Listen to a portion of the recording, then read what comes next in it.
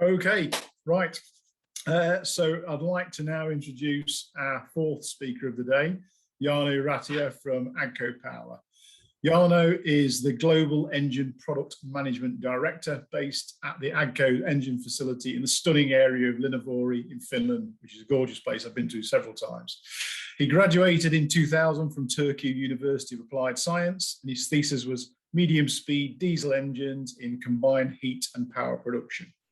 Jarno began his current position in AGCO in 2017, having held various roles in engine engineering, including fuel injection development and emission after-treatment development teams. He has also had experience of engine technical sales in AGCO. Jarno's presentation today will give us an overview of the current and future engine emissions legislation. He will then go through some of the benefits and pitfalls of the different fuel technologies being pursued by manufacturers. Over to you, Jarno. Excellent, thanks, Charlie. And first of all, need to thank IAgrE that AGCO got invited to this meeting. Would have been great to be in person, but this is the best second choice, so really appreciate that. So let me try to share my screen. So my speech is about electricity and hydrogen in agricultural world.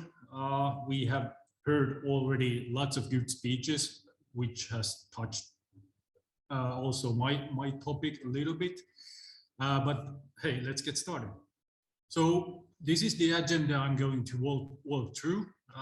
Let's start with the motivation. Why are we looking these options? What are the ag industry characteristics which makes this unique in many ways?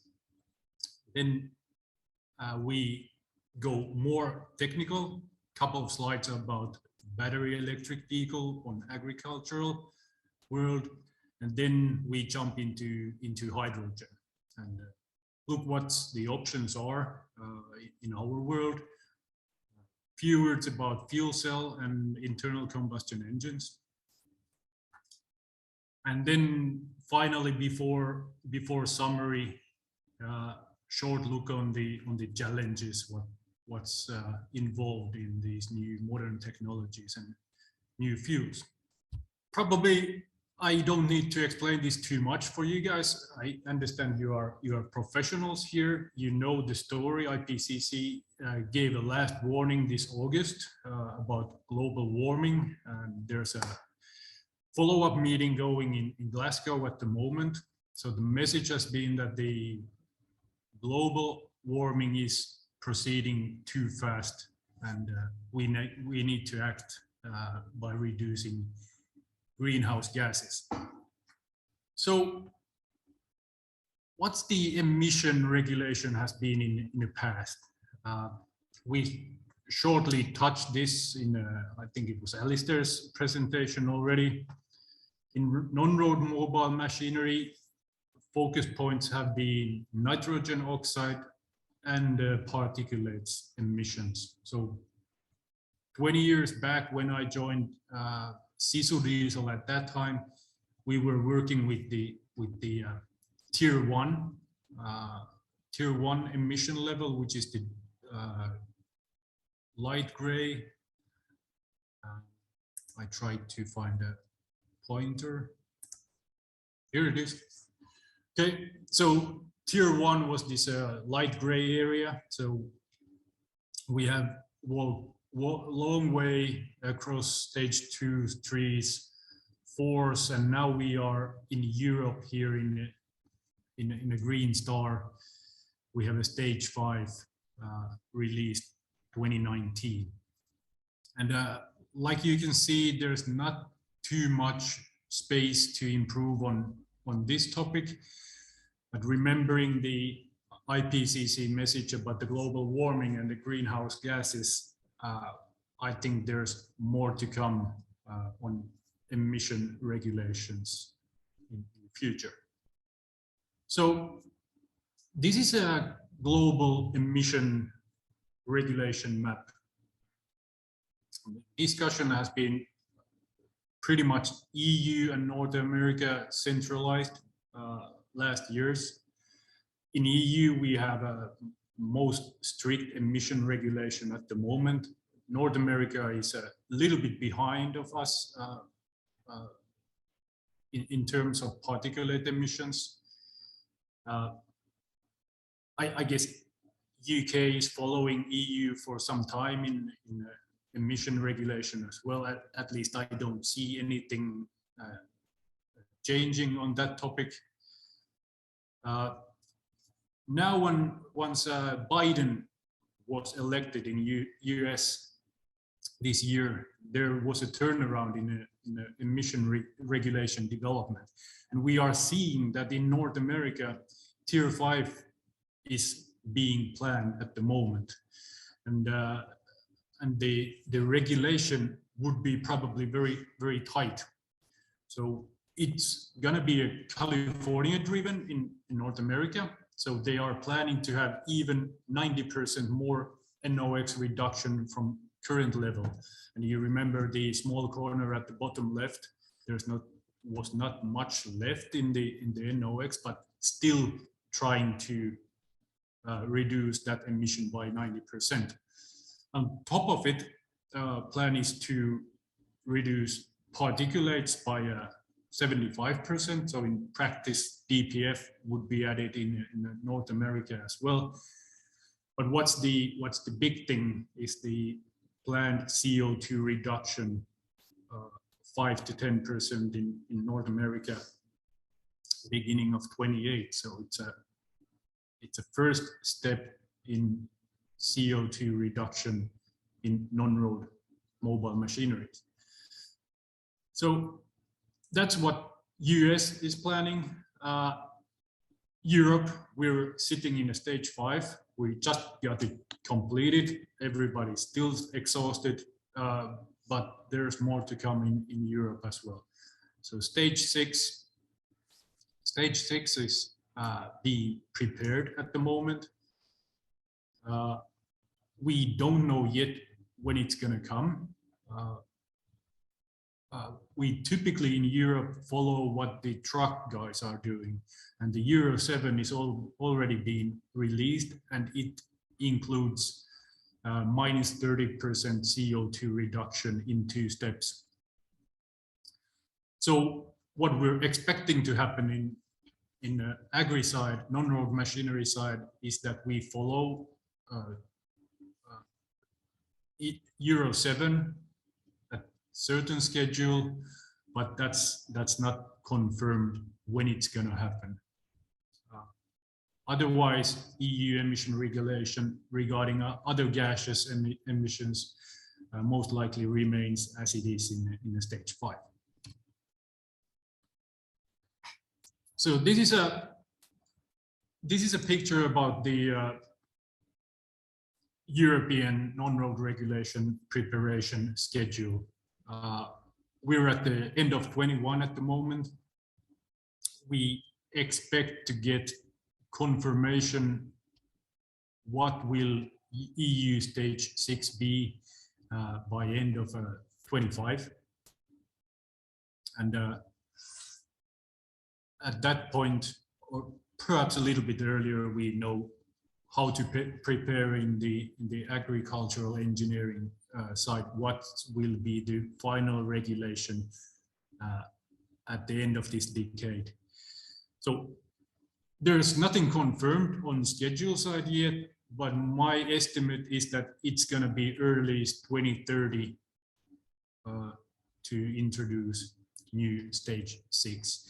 Most likely it will be even a little bit later than that. On top of CO2 reduction, what might happen in stage 6, the in-use emissions will be on a focus point as well. You can see the picture right here, nice Valtra tractor, Valtra T-series tractor with in-service monitoring equipment on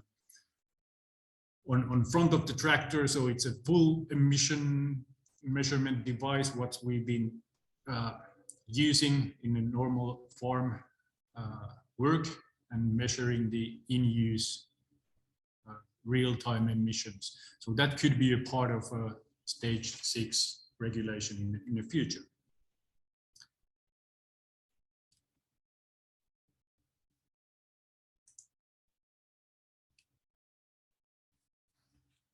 Okay, let's go forward then. So we don't know for sure what's coming in the future on the regulation side. Everybody know alternative fuels. We've been following what's happening on the truck side. Past cars have their own agendas. They have been releasing already different power sources in the cars.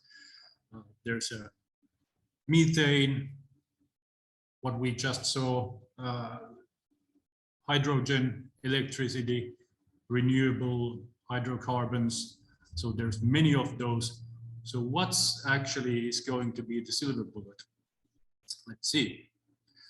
So in my presentation, I'm going to focus on the two left ones, electricity and hydrogen. I think all engine manufacturers, all OE manufacturers are looking all of these what's listed at the bottom, simply for that reason that we don't know what the regulation will be in the future. So need to be prepared on all technologies at some level.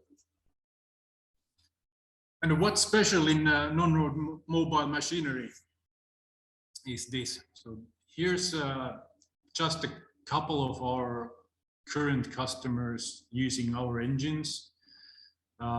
There's a variety of different AGRE vehicles, from small to big in horsepowers, I mean, and for different purposes, different duty cycles. And what's common for every brand is that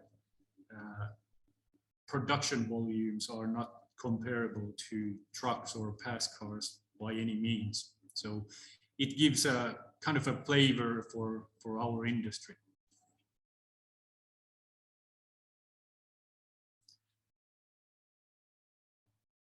This picture here shows the industry complexity fairly well. So if you look at the graph on the left side, now I lost my pointer again. Try to pick it up.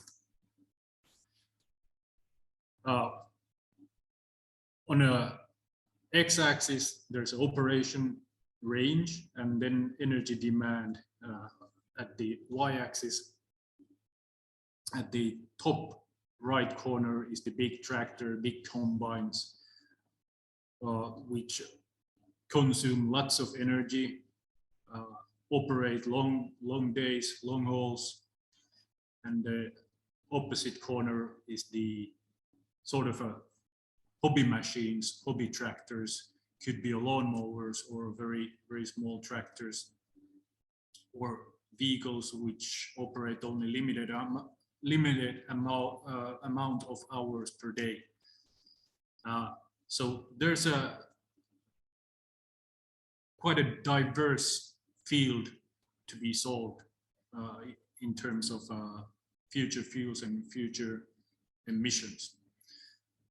So most likely the top right corner with the big machines, they will have a different solution what the electrification, like it's written here at the bottom, has. What's here in the middle, not sure yet. What at the top right, not sure yet, but I would say the electrification increases when we go down to left all the time. So it's all up to emission regulation in future. What are the big guys being propelling? What fuel are they using in the future? Will it be hydrogen, methane, or some kind of syn fuels? In the truck world, for now, synthetic fuels, for example, are not in a toolbox. So if we say that we don't emit CO2, it's not enough if we use synthetic hydrocarbons. So what the emission regulation tells at the moment for truck industry is that really zero emissions are electricity or hydrogen. So that's very straightforward. I don't think it's right, but that's how it's at the moment. And I'm not going to step too much on the hybridization because that's a third very big topic. We don't have enough time on that, but just to mention that there's going to be a mild hybridization, hybrid technology involved in all of the machines in the future, and it's going to be a first step towards zero emissions in the future. Okay, let's move on. Battery electric vehicle. Some words about battery electrics and what we are doing in AGCO. Perhaps I backtrack one slide here because it's a nice picture on the left side. There's a Fendt E100 tractor, which is fully battery electric. It was released in Agritechnica a few years ago, and hopefully the sales will begin soon, next or in 2 years. But that's a kind of a demonstration for industry also that it's possible to make a battery electric vehicle even for the tractor industry. Of course, it's the smallest one we got. But when we do it, we learn a lot about the technology and customer acceptance, etc., going forward, and probably later expanding it to bigger vehicles. But yeah, why would we actually pick a full electrified versions? Well, of course, the emission regulation. If it's told that there's only 2 options, hydrogen or battery electric, to go forward at some day, there's not too many options. So electrification, one thing to do. Local emissions will be zero, absolutely zero. Of course, we produce the electricity somewhere else, and that if we make it with the sustainable green manner, then this will make sense for sure.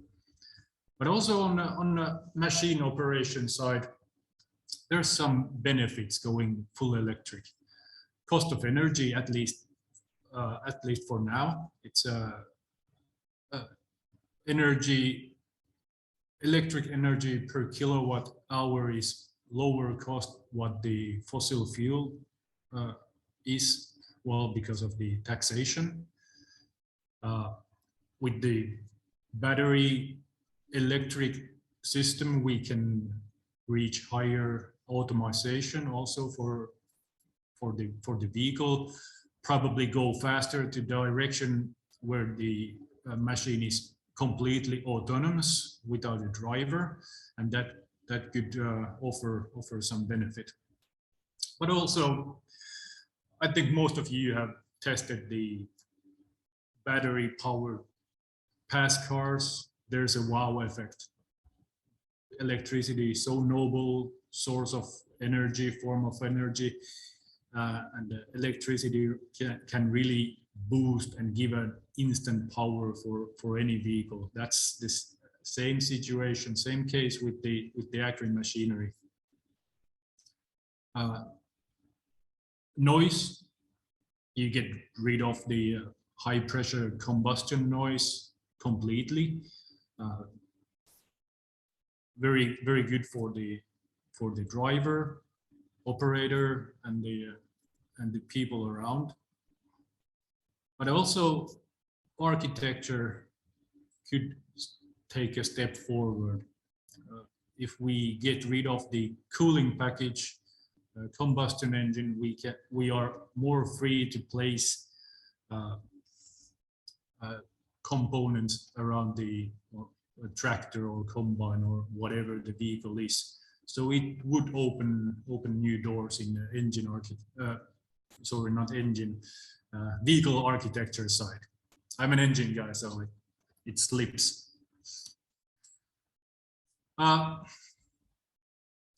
New ideas. We are looking on the swarm technology as well. So perhaps we don't go always bigger and more power demanding side. In a graph, we want to go probably left bottom corner, going in smaller units.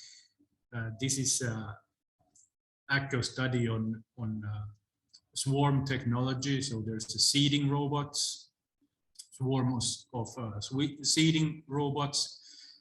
Benefit here is that they are fully autonomous. They don't weigh more than 100 kilo or so. So the soil compaction gets less than with the big machines. And operating costs could be much less than with the bigger machines. But this is, as you can imagine, very, very young technology. There's a development ongoing, but could be a form of future technology as well.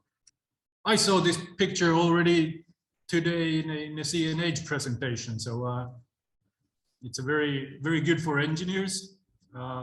It describes, like mentioned by Alistair already before, the basic fundamentals of the fuels, available fuels. X-axis is the gravimetric energy density, and y-axis is the energy density per volume. And what we really care the most is the y-axis here. So past cars and trucks are more worried about how much the fuel technology weight. In AGRE tractor, it's not that important.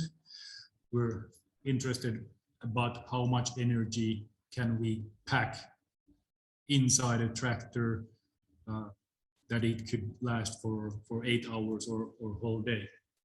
So all known, diesel is right there. Technology, what I just mentioned with the batteries is at the left bottom corner. Energy density is not good enough today. We have seen news that energy density in batteries will increase dramatically, double or triple in the coming years. But hey, look at where we are. If we double or triple the energy density for lithium-ion batteries, we are still far off where we should be to be in an equal level what the liquid hydrogen would offer. So that's why I'm a little bit hesitant with the batteries at the moment. It could happen that we take a giant leap to more energy dense technology, and then for sure it will be more widely used in tractors as well. But just to concretize the demand of energy in an agri tractor, this is an old picture, but it still applies. We have a big fence here, plowing 10 hours, average load a bit more than 200 kilowatts. You can do your job in 10 hours with 590 liters of hydrocarbons, or with the 3,400 liters of lithium-ion battery as we know it today. So you need to hide the 3 and 3.5 cubic meters of battery somewhere, but it also weighs as much as the tractor does. So doesn't work like that yet. So let's go forward. Another promising technology is hydrogen. And there's two technologies what are interested in our aspect. Let's start with the H2 ICE. So if we choose to burn hydrogen in a combustion engine as well, that's very much possible. So modern ICEs can be converted to burn hydrogen or other gaseous fuels, not only hydrogen. So it gives a flexibility for methane or ethanol as well. Some design changes will be needed for sure on the cylinder head and piston area, and of course software and injection equipment, etc. But the main architecture could be maintained even we burn hydrogen. So with the hydrogen, efficiency reaches similar efficiency what the diesel has. So it leads to fact that we could be using the same cooling pack with the hydrogen and the diesel and other fuels. I took the global map on the top corner as well to remind us that we are now speaking about selling machines in Europe or in North America, but there's lots of world outside of EU and North America. Brazil still keeps on going, selling ICEs, and China, most likely Australia and the Far East. So from OEM point of view, it would probably make sense to keep the vehicle architecture standard in a global view. So in Europe, we probably want to burn hydrogen, but in Brazil, it's going to be ethanol. China, perhaps still liquid hydrocarbons, etc. So it would help vehicle manufacturers to keep costs down and the platforms in a higher volume. But exhaust would be just pure water vapor because we have oil lubrication. We would emit small amount of particulates still, which could actually be a small problem when we speak about zero emissions in the future. But like with the diesel, best efficiency we would reach at the high loads, which fits perfectly for the agri industry. Another option is the fuel cell. It's a very quiet machine. I think everybody know basics. What's the fuel cell? So it produces electricity with chemical reaction in the fuel cells, which are in the fuel cell stacks. It still needs a cooling water. It looks like a modern gas or diesel engine when it's industrialized, like the Hyundai Nexo at the right top is. Yeah, I was mentioned about the cooling requirement. It's going to be a problem for agri use with the fuel cells. The reason is that the cooling water temperature needs to be limited somewhere at the 75 degrees in the fuel cells, while it's about 100 degrees C in a diesel engine at the moment. So the delta T to ambient reduces significantly. So using fuel cell leads vehicle manufacturer to increase cooling surface dramatically. We're speaking about plus 50% or nearly doubling radiator surface. well, we don't have the headwind, so all the wind needs to be created by an electric fan then. It's like mentioned, it's quiet, just a coolant pump and compressor giving some small sound. Difference to piston engine is that best point in efficiency is at part loads, so less than 50% load. Not ideal for agri industry, but for certain vehicles like pass cars and trucks, it's nearly ideal. Perhaps for the small tractors as well, won't become a problem.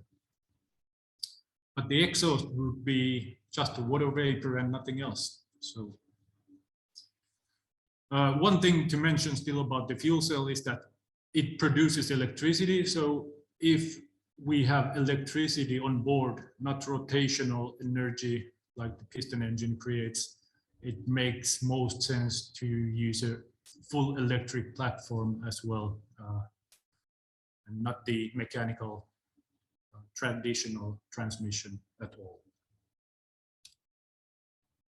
So fuel cell tractor is not a new invention, by the way. There was Alice Chalmers who made a tractor back in 1959 already. They made a tractor which produces 20 horse DC. But even though this looks old, it was not the real innovator for the fuel cell. Back in 19th century, Welshman, Sir William Grove, actually invented the fuel cell. So it's not really a new idea. It's not being feasible for the machines. And we are now probably third time in the last 50 years looking seriously if a fuel cell could be the power source for vehicles. Going back to this one, picking where the hydrogen sits, so great gravimetric density, but like mentioned before, doesn't help too much when we try to pack all the necessary energy content to the tractor.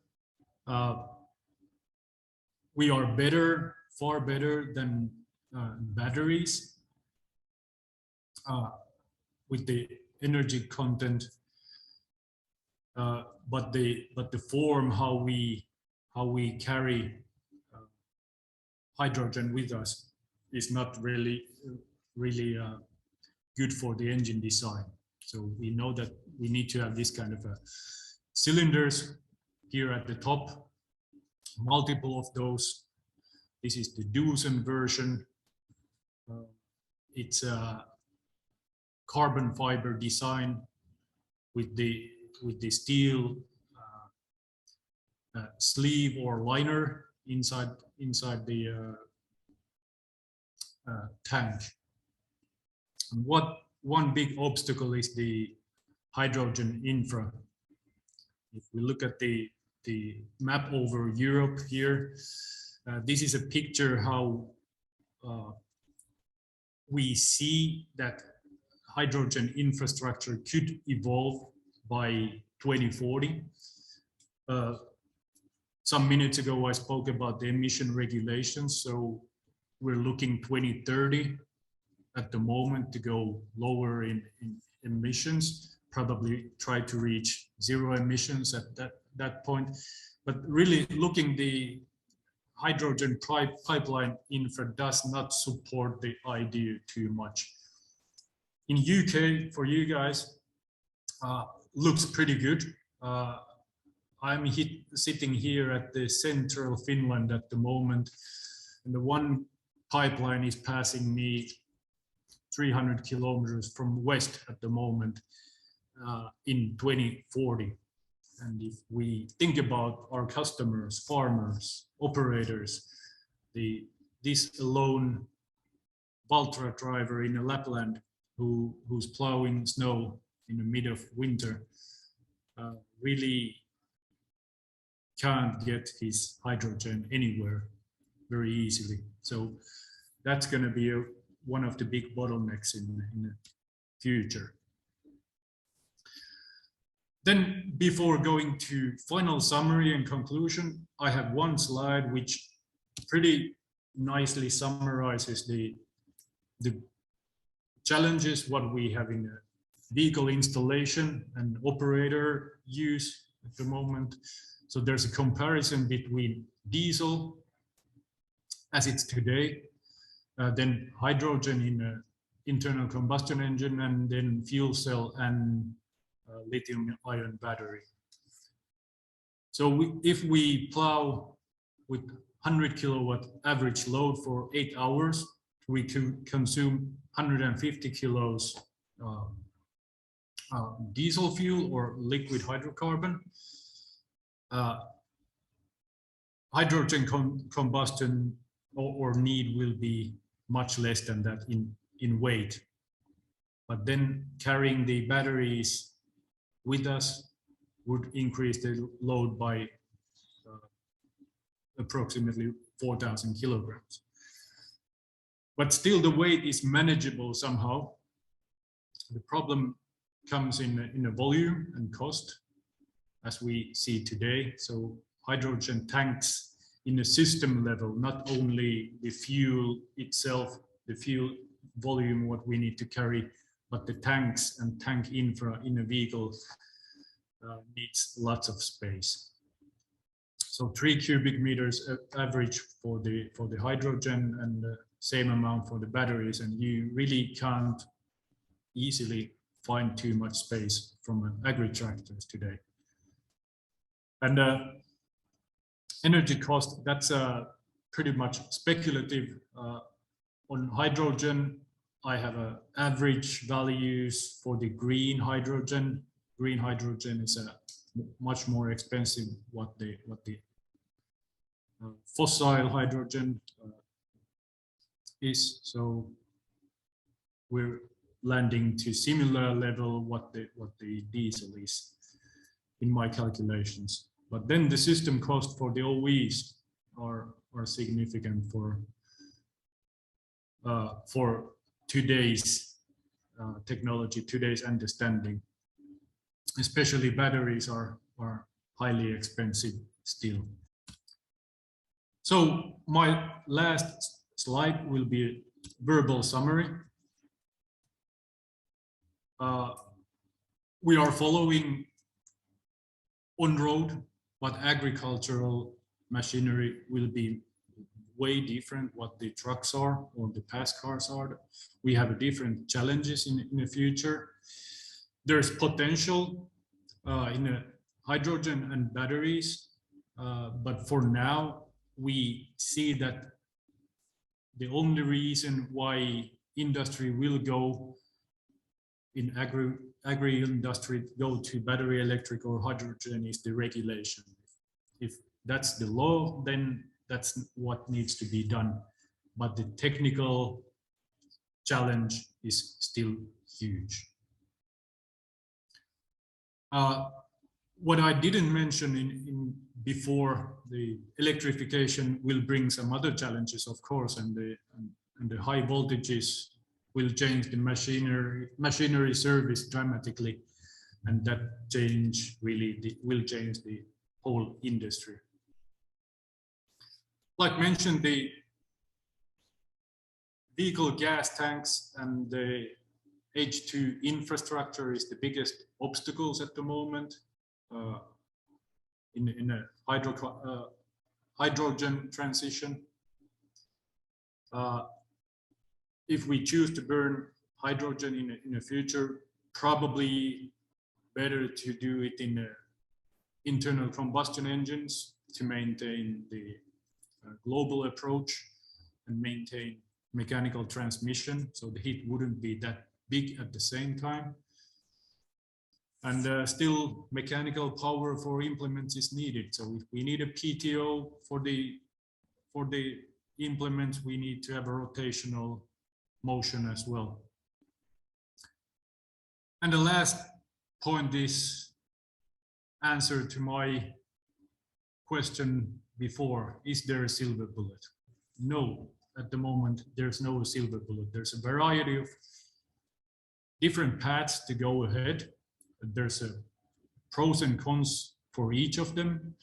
And finally, future will tell us. So having said that, I thank you everybody, everybody in the audience, and the Christmas is coming, so take care, behave. There's one guy watching us already. Thank you. Thank you, Jarno. Brilliant. Okay, we are running a little bit over, so I'm sorry we won't ask any questions. If you want to have a look in the chat, that you could probably answer a few in there. So we'll have to save them for the panel discussion later. But thanks for that, Jarno.